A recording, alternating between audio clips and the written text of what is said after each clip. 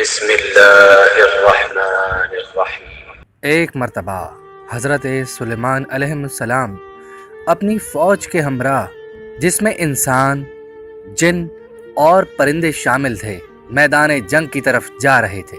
جب وہ چونٹیوں کی وادی میں داخل ہوئے تو ایک چونٹی نے رائے دی کہ ساری چونٹیاں اپنے اپنے بلوں میں داخل ہو جائیں، ایسا نہ ہو کہ حضرت سلیمان علیہ السلام اور کی فوج جلدی میں کہیں انہیں روند نہ ڈالے۔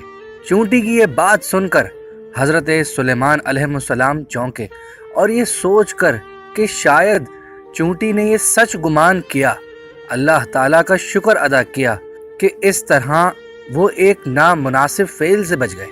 اگر ہم کو اپنے کسی کام میں کامیابی نصیب ہو، خوشی اور راحت کے موقع پر، یا اللہ سبحانہ و تعالیٰ کی جانب سے رحمت و برکت حاصل ہو، تو یہ دعا پڑھیں تاکہ ہم کسی بھی قسم کی خود پسندی اور تکبر سے بچ سکیں۔ اور وہ دعا یہ ہے: ربی انی ظلمت نفسی فاغفر لی، اے پالنے والے، بے شک میں نے اپنے نفس پر ظلم کیا، تو مجھے معاف فرما۔ آج کی یہ ویڈیو آپ کو ضرور پسند آئے گی، اور یہ ویڈیو ہم سب کی اصلاح میں بھی بہترین کردار ادا کر سکتی ہے۔